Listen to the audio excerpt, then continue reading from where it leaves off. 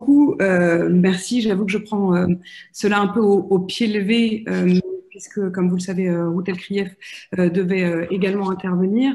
D'abord, évidemment, introduire mes deux interlocuteurs qui vont certainement parler le plus directement possible l'un avec l'autre. Deux expériences du pouvoir, David Cameron, ancien Premier ministre britannique, Manuel Valls, ancien Premier ministre français, leur expérience du pouvoir face à la menace terroriste, face à la radicalisation, et puis leur expérience s'appuyant sur cette expérience, essayer de comprendre aussi la différence entre le modèle français et le modèle anglais face à cette menace commune. Un mot d'abord pour dire que cette menace, elle est effectivement commune parce que les attentats, ils ont lieu à Londres, ils ont lieu à Paris, ils ont lieu autant à Madrid ou récemment à Vienne. Il y a la menace intérieure, des jeunes qui souvent ont grandi en France et ont grandi également en Grande-Bretagne.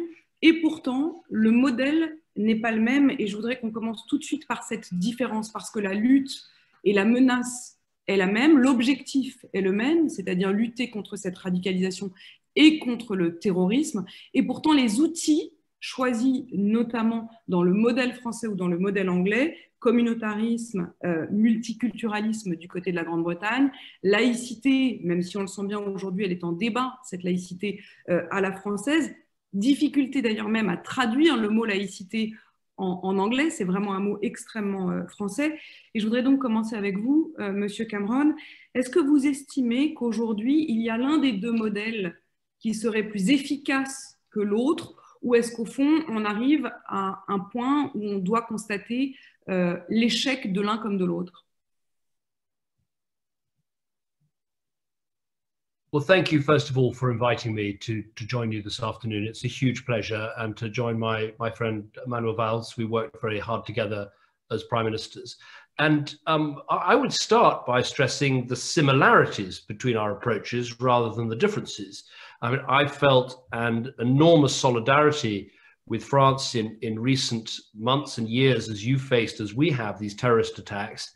And as your government, I think quite rightly, has said that it wants to deal with the real poison here, which is the extremist Islamist philosophy and approach that has taken a great religion and poisoned it and led a whole group of young people, mostly young people, to turn against their own country and commit hideous acts. And it's a privilege to be able to speak about this. Where I think we share an approach, I'll come on to the differences, but we both, I think, take the view that, of course, we need to tackle poverty. Of course, we need to tackle the sense of alienation. But at its core, what we're dealing with is a radical, poisonous philosophy that has perverted a great religion. And unless you deal with that extremism, unless you deal with that extremist thinking and rhetoric and extremist preachers and extremist proselytizers, unless you deal with that, you will never solve the problem. I think the French and British approach is very similar there. We also understand that you cannot simply do this on a domestic basis. We were partners in closing down the caliphate in parts of Iraq and Syria because it was absolutely necessary. The threat was, you know, perhaps at its greatest sense when not only did these people have a poisonous ideology and the use of social media and other means to hit us with their terror, but they also had a base. They had, as it were, a country with weapons, with money, with resources behind them. So I think those are similarities. We share the analysis. We share the sense that Britain and France, as two internationally minded countries, need to deal with these things at source and deal with rogue states and unsafe areas of our world, as well as recognizing the problems of the ideology. I think where there's a difference, and I wouldn't overestimate it, is the UK, because we are a union of four nations, we have a sense of civic nationalism, of being not just English or Scottish or Welsh, but also British. And we try to build a model where people can come to the United Kingdom and they can be Jewish and English and British. They can be Hindu and Scottish and British. They can be Muslim and Welsh and British. We build a sort of inclusive civic nationalism. Now, We haven't done well enough. We need to do far more, but we see that as a model to try and build a cohesive, inclusive society. As I say, we could absolutely knock the lights out and get every part of that right and build a country where everyone feels at home, where everyone feels comfortable, where everyone feels they have opportunity. Even if we did all those wonderful things, if we don't deal with the problem of Islamist extremism and driving it out of the mosques and out of the community centers and out of the universities, if we don't do that, we will still fail. So I would emphasize the similarities, not the differences, when it comes to our two systems. Merci beaucoup, David Cameron. Vous insistez donc sur les points de lien, parce que la menace est la même. Manuel Valls, de votre côté, les outils sur lesquels vous vous êtes notamment battu, la question des signes extérieurs religieux, la question de l'intégration. Je voudrais rebondir sur le dernier mot de David Cameron, qui parle de la question d'être plus inclusif. Est-ce que, au fond, quand on dézoome, je dirais, c'est-à-dire quand on regarde ce qui se passe en Grande-Bretagne, quand on regarde que la menace est la même, est-ce que vous vous dites pas parfois, peut-être qu'on se bat pour des outils, on y met énormément d'énergie, voire même beaucoup de débats en France sur les signes extérieurs de religion, qui au fond ne changent pas grand-chose quand on voit que la menace et la réalité terroriste est finalement la même? Merci Apolline de Malherbe, d'où l'utilité de ce type de débat, précisément pour échanger. Je veux remercier David Cameron d'y participer et je veux surtout, je l'ai fait en introduction de ce débat, le remercier devant lui pour sa présence il y a 6 ans à la grande manifestation du 11 janvier. Il était l'un de ces chefs d'État et de gouvernement qui était solidaire avec nous. Un mot, moi aussi je veux parler d'abord des ressemblances, des points communs. La Grande-Bretagne et la France sont des grandes nations avec une grande histoire, elles ont dominé le monde tour à tour, ce sont des empires coloniaux. Nous accueillons dans nos propres pays des millions de citoyens de confession ou de culture musulmane ou d'autres religions qui sont des citoyens britanniques ou des citoyens français. Et puis nous avons eu à faire face au terrorisme. La Grande-Bretagne, bien sûr, d'abord et douloureusement, et nous aussi au cours des années 2000. Et puis nous coopérons ensemble et nous continuerons de coopérer ensemble. Ça me semble tout à fait fondamental et stratégique que la Grande-Bretagne et la France, par leur connaissance du monde et du monde arabo-musulman, continuent à travailler ensemble, à échanger et à voir quels sont les meilleurs outils pour faire face aux défis. 2 choses pour poursuivre le débat. Premièrement, je pense qu'il y a une distinction qu'il faut bien comprendre, et c'est tout le sens de ces débats au cours de cet après-midi. Il y a bien sûr les questions sociales, économiques, cet apartheid que j'avais évoqué et qui peut expliquer le passage à l'acte. David Cameron l'a évoqué il y a un instant, mais je pense qu'il a eu raison de faire tout de suite cette distinction par rapport à l'idéologie que nous affrontons. À la fois pour la distinguer de l'islam qui est pratiqué par l'immense majorité de nos concitoyens, pour dire aussi que c'est un sujet d'une très grande complexité, nous l'avons dit, et Jean Birbaum avait raison tout à l'heure de dire dans une table ronde qu'il ne faut pas en permanence dire que ça n'a rien à voir avec l'islam. Non, on tue au nom de l'islam et on défigure en même temps cette religion. On s'attaque à nos valeurs et de l'autre côté, on veut séparer des millions de musulmans du reste de la société. C'est ça que cherchent les islamistes, c'est ça que cherche l'islamisme. Donc c'est un débat difficile, mais il nous faut gagner la guerre des mots, la guerre idéologique. Et puis nous avons des traditions différentes. Et pour peut-être provoquer le débat, dans cette guerre que nous mène l'islamisme, cette idéologie, pour conquérir d'abord l'islam, pour conquérir surtout les communautés européennes de musulmans, les communautés musulmanes, pardon, en Europe, la guerre des mots est importante, mais la guerre des signes aussi. Et donc, moi, j'ai la conviction depuis longtemps, notamment vis-à-vis des femmes, l'islamisme cherche à les mettre de côté dans la société à travers le voile intégral, à travers le voile compris comme une revendication politique et non pas comme une tradition, et par l'utilisation des mots comme des signes et des signes dits religieux, ils cherchent à imposer dans l'espace public et notamment dans ce qu'on appelle les quartiers populaires leur vision et à enfermer ces quartiers comme ils enferment les femmes dans une logique. Et c'est pour ça que, tout en respectant les uns et les autres, au nom de ce que nous sommes, notre République, la laïcité, qui est tout simplement la possibilité de croire ou ne pas croire, il n'y a pas de laïcité ouverte ou fermée, la laïcité, elle est en soi modérée, c'est une liberté, et c'est pour cela que nous menons cette guerre. Et c'est pour cela que l'affaire de Charlie est aussi importante. Parce que l'idée qu'on puisse critiquer les religions, qu'on puisse blasphémer, fait partie aussi de ces libertés, ce qui ne veut pas dire qu'on ne doit pas faire un travail profond d'explication.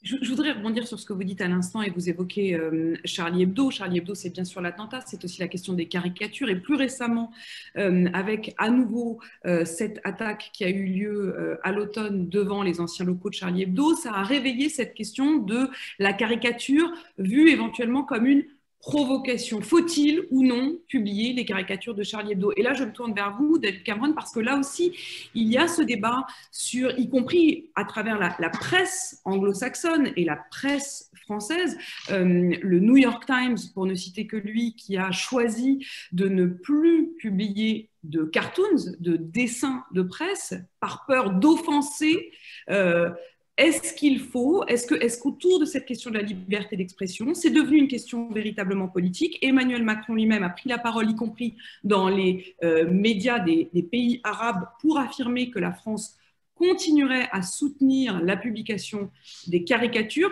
Là encore, c'est un point d'achoppement parfois. Quelle est votre position, David Cameron? My view is that in a free society, we must be free to criticize religions, whether that is our own religions or the religions of others. That is absolutely essential. On the issue of cartoons, it's up to every newspaper, it's up to every publication to decide what their approach is. But as a country, as free countries believing in liberal values, we have to leave space open for there to be criticism, and we have to allow people to poke fun at religions. It can be painful if you're a believer and it's your own religion that's having fun poked at it, but that is, I think, part of living in a free society. I mean, I thought what Manuel said just shows how closely aligned the British and French positions are, that we understand the importance of going after the extremism. And the way I often put it is that there's been failings on the left and failings on the right. On the left, there's been a tendency to look at violent terrorism and say that it's caused either by poverty or it's caused by Western foreign policy, and to say it's got nothing to do with Islam. But there is an equal failure on the hard right, which is to say this is everything to do with Islam, and it's Islam itself that is wrong. I think that is mistaken. Donald Trump sometimes talks about Islamic terrorism, and I think that is profoundly unhelpful. Muslims hear that and feel he's talking about us. It's absolutely vital we get this language right and talk about extremist Islamism and violence. What is happening here is not a clash of civilizations between the Christian West and the Muslim East. This is a clash within Islam. It's a civil war within Islam, where we should be taking the side of the mainstream majority and helping them to expel these extremists from their religion. And that's why the careful thinking that Manuel and others are doing is so important, and why the careful use of language is so important. But as for the issue of being able to criticize religions, we must be able to in a free country.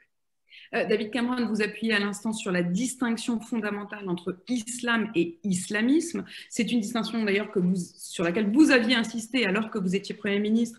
J'ai retrouvé les mots que vous disiez au moment de la conférence de sécurité de Munich en 2011, où vous disiez « Nous devons remonter aux origines des attaques terroristes. Il existe une idéologie, l'extrémisme islamiste, à distinguer de l'islam. » Et vous disiez « L'islamisme radical, c'est une idéologie politique qui concerne une minorité. » En France, aujourd'hui et depuis maintenant longtemps, on tente de créer ce qu'on appelle un islam de France. Je voudrais d'abord que vous puissiez vous exprimer là-dessus, Manuel Valls, et ensuite vous entendre, David Cameron, sur l'expérience britannique de cette question-là. On le voit bien, en France, c'est presque en train de devenir un serpent de mer, extrêmement difficile. Quelle doit être la position de l'État? Est-ce qu'il faut qu'on valide des imams avec une sorte de tampon officiel pour dire que ceux-là seraient les bons et les autres seraient les mauvais, parce qu'ils seraient compatibles ou non avec l'esprit de la République? Il y a également la question du financement de l'islam de France? Est-ce qu'il faut ou non accepter des financements étrangers? Un mot sur cette difficulté en France, et on l'a vu encore récemment avec les clashs au sein même des organisations de l'islam de France, pour trouver une voie commune. Bon, je veux saluer les propos, mais qui ne m'étonnent pas, parce que je les connaissais, de David Cameron, sur les distinctions qu'il fait, et sur le fait que tant à droite qu'à gauche, beaucoup se sont perdus dans les mots et dans les valeurs. C'est vrai à gauche en France, ça a été vrai dans la gauche travailliste britannique, où l'antisémitisme, qui est la matrice de l'islamisme, a fait aussi des ravages. Et la haine d'Israël, l'antisionisme, qui sont tout simplement aujourd'hui des synonymes de l'antisémitisme, en sont des preuves. Elles ont ravagé une grande partie de la gauche au niveau mondial, et elles ravagent encore parfois un monde intellectuel ou un monde journalistique, nous voyons dans un certain nombre d'organes de presse. Le sujet que vous évoquez, Apolline de Malherbe, a une très grande complexité. Est-ce que vous avez raison, nous tâtonnons. Et il y avait quelque chose qui était dit dans une table ronde précédente, je crois que c'était toujours Jean Birnbaum, qui parlait de cette guerre civile, de cette guerre mondiale qui ravage l'islam au niveau mondial. Nous sommes en train, nous, de traiter au niveau européen, au niveau de nos pays, une question qui est une question globale, mondiale, qui vient de très longtemps, et notamment qui a surgi évidemment avec la guerre civile, avec ce qui s'est passé en 79, pardon, en Iran, avec la guerre d'Afghanistan, la guerre civile dans les années 90 et 2000 en Algérie, etc. La face de l'islam a progressivement changé. Ça a été aussi la responsabilité, évidemment, du wahhabisme venant d'Arabie saoudite. Donc, c'est cette guerre-là, ou cette confrontation au sein de l'islam au niveau mondial, qui a des répercussions partout. Et donc, il faut espérer que les choses changent au niveau des grands pays arabo-musulmans. Ça sera long et difficile, même si on voit aujourd'hui des mouvements intéressants, notamment à travers ce qu'on appelle les accords d'Abraham entre un certain nombre de pays sunnites et Israël. Mais nous savons que ça sera extrêmement long. Et en France, c'est difficile. Moi, je pense, après réflexion, que l'État n'a pas à intervenir directement dans les affaires internes de l'islam. Alors, dit de manière aussi abrupte, ça démontrerait qu'on ne peut pas agir.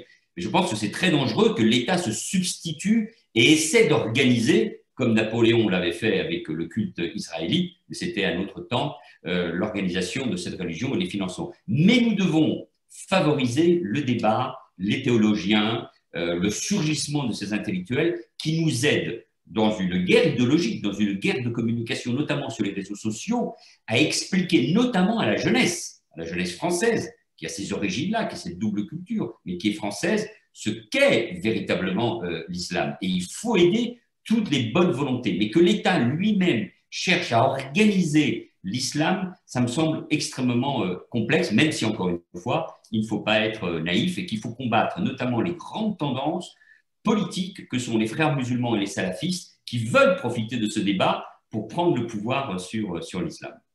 Avant d'élargir, vous l'avez évoqué à l'instant, à la question aussi des relations internationales, parce qu'il y a la lutte contre la radicalisation sur nos territoires européens, et puis il y a la question aussi de la relation, y compris diplomatique, voire même des interventions militaires à l'étranger. On y reviendra dans un instant pour conclure ce débat, mais sur ce point qu'évoquait Manuel Valls à l'instant, de l'intervention de l'État sur l'islam en France, David Cameron, j'aimerais vous entendre sur l'expérience anglaise et sur votre position là-dessus. Il y a également la question de la fermeture de certaines mosquées. En France, on le voit bien, on tente, mais là encore, on tâtonne parce qu'il faut des outils juridiques qui ne sont pas toujours présents, parce qu'il y a la difficulté à concilier la liberté d'expression, la liberté de culte et la lutte contre la radicalisation. Quelle est votre position sur ces questions-là précises, David Cameron?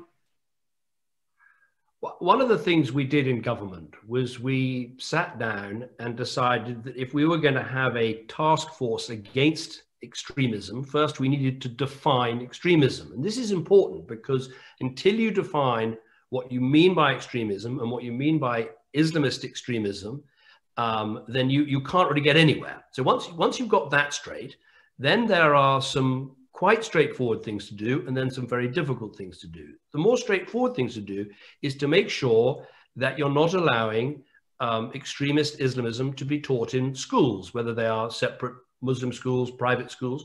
You must make sure that you aren't having extremist Islamist preachers in universities. You need to make sure that your charitable commissions are not allowing as charities extremist-led community and cultural centers. So I think it's very important in these discussions to get to some practicalities, some things that every local authority, every mayor, every town, every city should be doing. I think they're difficult, but they're relatively straightforward. I think the most difficult bit is what you and Manuel have just spoken about, which is how does the state try and encourage a sort of responsible Islam and build a framework for it? Because that is very, very hard. If you want to talk to the Catholic Church in England, it's easy. You call in the Archbishop and there's a team. If you want to speak to the Jewish community, it's straightforward. There's the Jewish Leadership Council. They come with the chief rabbi, the Jewish Students' Organization, the Board of Deputies of British Jews. There's an organization. It is more difficult with Islam because there isn't a structure. But of course, if you try and create one from the outside, that is not going to work. So what you have to do is try to encourage one to be built and to be organized. So then you can then have that discussion about making sure that imams who are coming to preach in the United Kingdom can speak English, because it's very important that young people who might be being led astray have got someone in their mosque, in their community center, that they can talk to in their own language. But I think that is the most difficult part. But going back to your original question, where in the world do you see Islam and the state interacting in a way that has had some positive outcomes? I would say it's worth spending some time, as I did, looking what has happened in Indonesia and perhaps comparing that to other countries in East Asia. In Indonesia, they have kept out the Saudi Wahhabi influence by and large. They've tried to foster an Islamic faith that is consistent with your commitments as an Indonesian and as part of that country. I think there are lessons to learn from the other side of the world about how to bring together Islam and democracy and good civic politics and behavior. And we are not all wise in these things. There are lessons to learn from other countries that are good, and then there are some lessons to learn of countries that have done even worse than we have.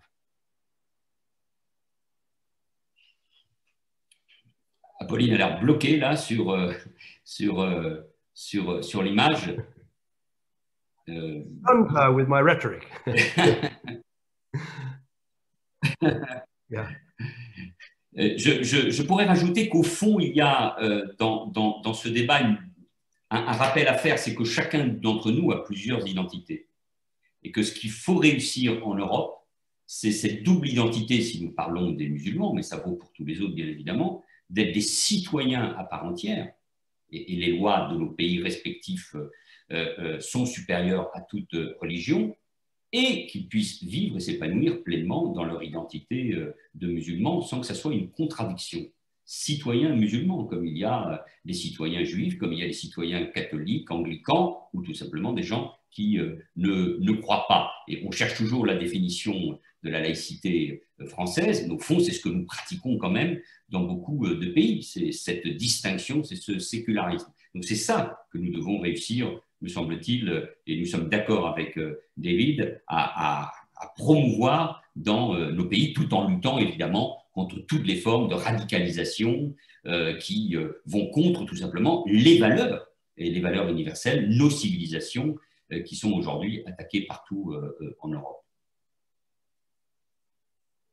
Well, Manuel, I agree with that. And one of the challenges I found was that the organization in the UK that said it spoke for a lot of Muslims, the Muslim Council of Britain, if they were listening to this conversation, they would take huge issue with what you have just said and what I have just said and say that somehow that was Islamophobic. I think that is nonsense to argue that it's important to be a citizen of a country like France or Britain, that you can have your religious faith, but you also have to buy into some of the core concepts of being a citizen of that country. That is not an unreasonable thing to say. And that's part of the challenge that we face. I think Apolline is now back online. Pardon. Merci. Merci d'avoir assuré l'animation, David Cameron.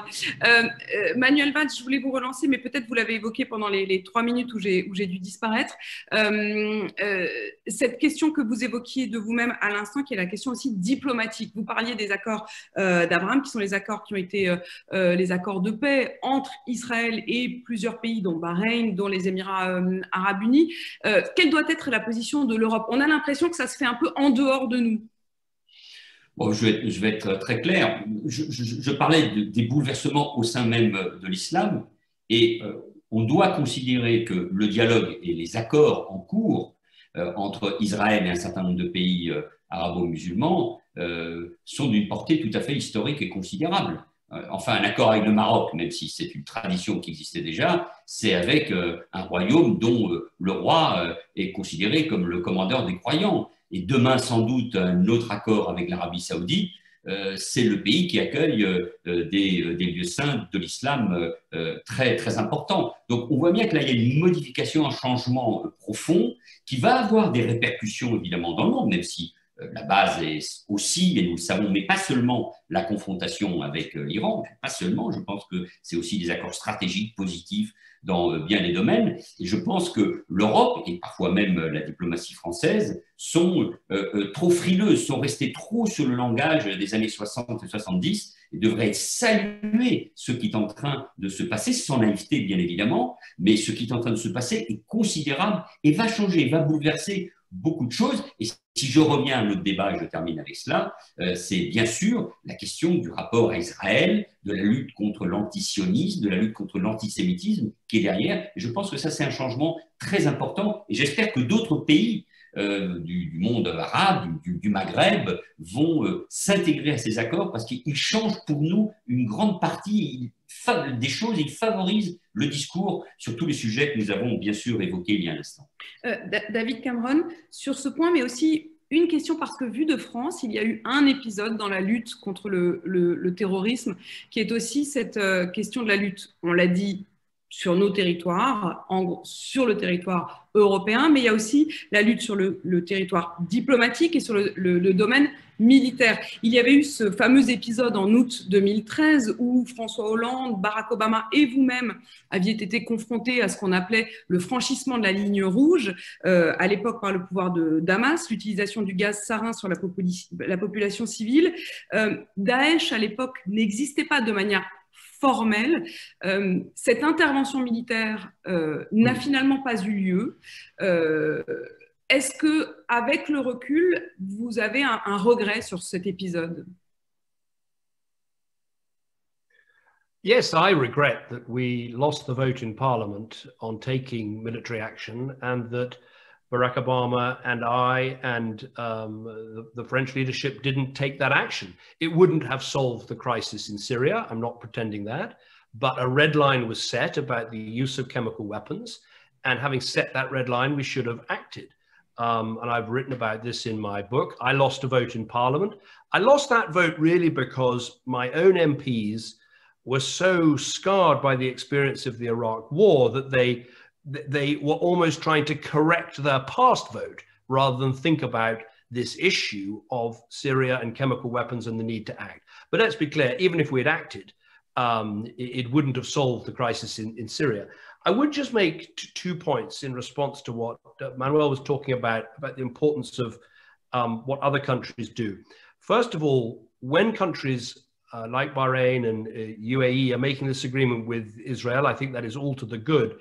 But more to the point, countries like the United Arab Emirates are trying to take steps to demonstrate that Islam can exist in a society that may not be a democracy, but is trying to grow its civic space of freedom. And they are trying to allow churches and synagogues to be built in that country. And when that happens, those of us that want to see this sense of moderate Islam should be there to applaud and to will them on. The second thing I'd say, which I suppose links to the Syrian situation, is I know that Nicolas Sarkozy and I are sometimes criticized for our response to the Arab Spring, that we were too eager to try and encourage the flowerings of democracy. And yet now we look at how many of those flowerings have been snuffed out. Only Tunisia really is anything like a success story. I would still make the point that if we want to fight Islamist extremism in the long term, these repressive autocracies that exist in so much of the Arab world are not the long-term answer. As long as they exist, and as long as these countries lack for economic success, there will be a sense amongst young people of looking for an alternative. We should try to make that alternative democracy, the rule of law, the right to decide your own future, to have a job and a voice and a stake in your society. Because if we're not speaking up for that, then the Islamists and the extremists will capture their attention. So I'm not naive in believing that you can drop democracy out of the back of an aeroplane or impose it at the point of a gun. But we should, as Democrats, as believers in freedom and liberty and the rule of law, we should stand up for those things and talk to those things and give young people in those countries hope that that's their future, not the poisonous extremist narrative that they're getting from too many at the same time. Merci. Même si on voit qu'en ce moment, la démocratie, elle est fragile, y compris dans nos propres pays avec la montée des populismes. Je voudrais vous donner à chacun 30 secondes, que vous puissiez quand même dire un mot pour conclure. Manuel Valls. Donc, quand des leaders français et britanniques se rencontrent, ils auront toujours à cœur de soutenir ce que sont nos valeurs fondamentales et nos valeurs universelles. Et la démocratie et la liberté, même si elles vont de pair, bien sûr, avec le développement économique et l'épanouissement de chacun, mais la démocratie et la liberté, on l'a bien vu avec ces images terribles au Capitole à Washington ces derniers jours, sont des valeurs, sont des principes, sont des faits que nous devons défendre. Et la France aura toujours besoin d'être aux côtés de la Grande-Bretagne de Churchill, que nous n'oublierons jamais, mais parce que dans le monde d'aujourd'hui, nous sommes deux grandes nations qui devons défendre ces principes, qui sont critiqués partout, par tous les populismes, mais qui nous permettent, il n'y a pas d'autre système possible alternatif. Et c'est vrai aussi demain pour affronter ce grand défi qui est celui de l'islam dans nos sociétés et que l'islam a lui-même au sein. Je voudrais vraiment remercier David d'avoir participé à ce débat et à cette invitation. Il reste, je le vois, extrêmement actif dans ses réflexions et il parle comme le grand leader qu'il a été. David Cameron, à votre tour de conclure.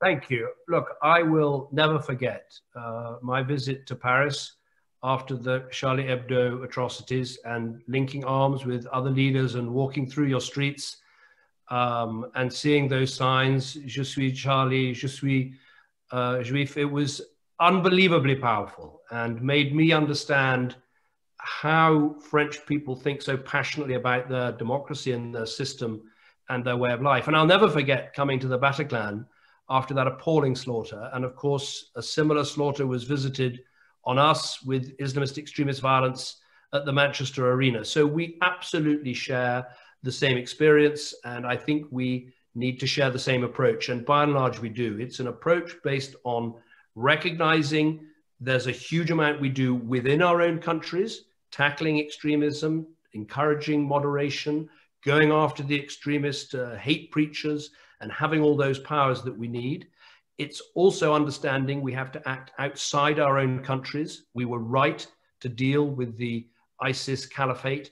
We are right to worry about ungoverned spaces and rogue states and countries where there is chaos and disorder that can lead to more Islamist terrorism. But I think most important of all is this clarity of thinking, of understanding we are not battling Islam, we are battling a perversion of Islam, and the vast majority of Muslims are on our side as we do this. And using this, intelligent, thoughtful, yet strong approach means that we can win. But I think it's a battle we're going to be engaged in for many, many years to come. And I would say there is some similarity with the Cold War, the struggle of freedom versus communism. We didn't beat communism simply by being strong and having strong defenses and thinking about abroad. We won because we explained the strength of our system, of our way of life, of our freedom, of the hope and the fact that we wanted to build societies where everyone could succeed and everyone could get on. And I think that in some ways we need to invert politics. So much in politics we say, here's my health policy, here's my housing policy, here's my education policy. And there's this thing called cohesion and inclusion about how to make everyone want to belong in France or how to make everyone want to belong in Britain. We need to flip politics around and say, that's the most important thing. How we make people feel to belong in our country, to love our countries, to want to be citizens of our countries. And from that should follow the right education policy, the right housing policy, the right economic policy. Because really there's no bigger challenge for countries like ours. We are multi-ethnic, multiracial democracies, and we must make sure we're the most brilliant opportunity and meritocratic and inclusive democracies. And then finally we will win this great struggle. But it's one I suspect we'll be having conferences for many years to come. À la fin, on y arrivera. Essayons donc de reprendre ces mots d'espoir et puis vous avez conclu effectivement sur tous les points communs aussi dans cette lutte. Vous le disiez, c'est aussi très... ça a du sens et c'est particulièrement émouvant d'avoir cette discussion en ce jour du 11 janvier, bien sûr, jour anniversaire de cette grande manifestation où vous participiez, bien sûr, tous les deux. Merci beaucoup d'avoir accepté de discuter aujourd'hui et la discussion se poursuit, bien sûr.